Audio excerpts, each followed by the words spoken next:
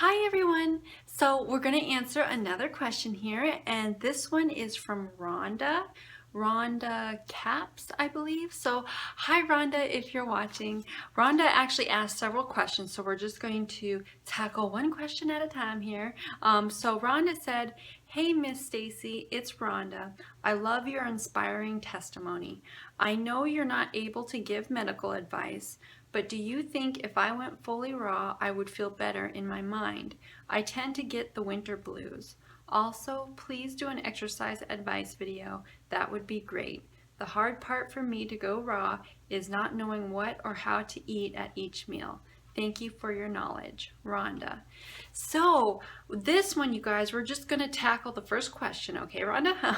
So the first part of the question Rhonda had was, I know you're not able to give medical advice, but do you think if I went fully raw, I would feel better in my mind? I tend to get the winter blues. So we're going to tackle that part of the question first. Number one, most definitely believe that if you went fully raw, Rhonda, you would most definitely feel much better in your mind, and it most definitely will help you get through winter. Okay, a lot of you raw foodies out there, you guys know what I'm talking about, and you guys also can vouch for that also. And I know, okay, for a lot of you guys know already that I live up here in Fairbanks, Alaska. I was born and raised up here, so I've lived my whole life in it, up here in this frigid, cold, dark environment. And when I went low-fat raw vegan in August 2013, it's been 4 years, almost 5 years now that it's 2018 in this video. And one thing that I noticed that when I went fully raw, low-fat raw vegan, I found myself actually better at handling, better at handling the cold and the darkness and our long, harsh winters much better. I mean, it's still not desirable to be in the season of winter. And of course, when the season of Christmas comes around, that actually makes it better, makes winter better in a sense. It does for me because I love Christmas time, but once Christmas has passed, then it gets super hard. But even when the fall season comes, just knowing that we're going into winter, it's hard. And I know up here in Alaska, we have it's SED, seasonal affective disorder, which I'm sure a lot of you guys who are also in cold climates know that as well. And it hits everybody pretty hard up here because I know, if you guys don't know enough by now, Alaska gets, I mean, specifically Fairbanks, Alaska, where I'm at, Fairbanks, Alaska is rated the #1 coldest city in the United States, okay? The coldest city in the United States. So that doesn't surprise me that that's where God placed me. That does not surprise me one bit. It's me. So I have to be in the coldest place, the place I don't want to be in, you know? But I had no choice in the matter. But what I find, for me, first of all, it's extraordinary that, well, for me, the way I see it is someone who has lived in a cold environment their entire life. That's all they've known. They know how to deal with the cold. But it's even more extraordinary when you have someone coming from a tropical, warm environment their whole life, going to Alaska, and that's a complete opposite change, going into extreme cold temperatures and dark like that. Now that, and still being fully raw, that's extraordinary in my eyes, because I know, for me, I know how to handle the cold and everything. It's all that I know, and I've never really experienced actually living my life in a warm environment year-round. I don't know what that's like. All I know is ice, snow, cold, extreme cold temperatures, 40, 50, 60 below zero, long harsh winters, darkness of only a couple hours of daylight a day, and not getting hardly any sunlight. And then in the summertime, just having never-ending sunlight, and you can't fall asleep, but super cool and sometimes really warm summers, but it's nothing compared to what you guys experience, of course.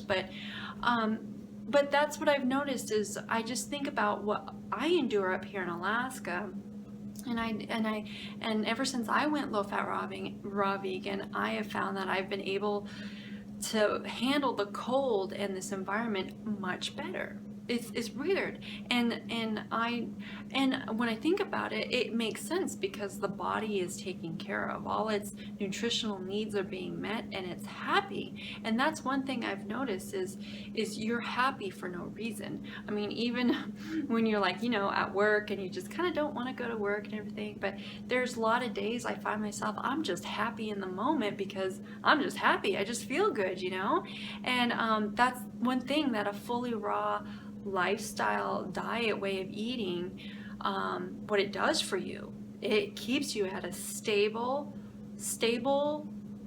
level all the time, and it keeps you at a very stable and happy level at all times almost. And our external environment's going to throw knives at us and get us angry and frustrated and sad and all that. Those are the emotions of the sinful life and everything of life we have to endure and feel. That's part of life, the emotions that we feel. But we are better able to handle those emotions, and especially also, you guys, if you believe in God, that makes all the difference. That makes all the difference right there. No ifs, ands, buts about it, okay? That's number one, is God, because He's the one that handles the battles for you in this life, which is awesome. But number two is what you're feeding your body, because that plays an enormous effect on how you feel every day. It really does. And that's one thing I've noticed. And I know also that Alaska is rated among the top states of high suicide and depression rates. And it's of course, there's a lot of other issues for why somebody has suicidal thoughts or even depression and stuff. But for me, I see it from a health standpoint that I think a big part of it is our environment too that we're in. And being up in here, Alaska, I've seen it in my immediate family. I've seen it in myself too. Deep depression and just being at a really low level, and the environment, the sunlight, the cold, not being able to get outside or anything, that plays a big effect on you and on your mind and stuff. And that's part of health that you really kind of have to tackle and try to change that if you can, and hopefully make it that your goal to eventually move to a tropical, warm, sunny environment where I truly believe we were meant to be. I don't believe we were meant to be in winter conditions at all, not even seeing snow or ice. That's just my opinion, okay guys, just my opinion.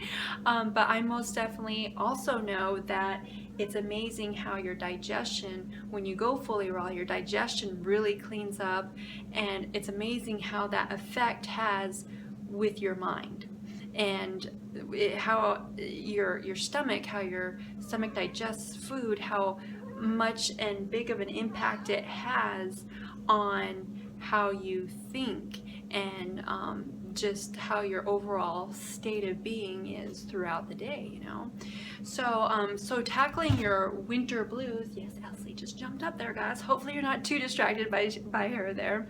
But I do know for battling those winter blues, number one, I also think what really helps, and that helps me, is making sure you get your vitamin D in. If you're in an area where you just can't get adequate sunshine, you can't get adequate vitamin D from the sunshine, like Miss Stace here, guys, Alaska, you do not get it. Vitamin D, I think, is much required. Make sure you're taking it every day. That really helps. And also making sure your fat level isn't too low.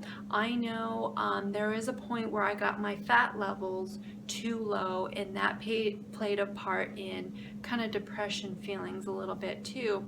So that's one thing I believe in a low fat raw vegan diet, but I most definitely think you don't completely eliminate your fats at all, because that plays a factor and a role in how your body is, how it's simplicity or how its state of being is also.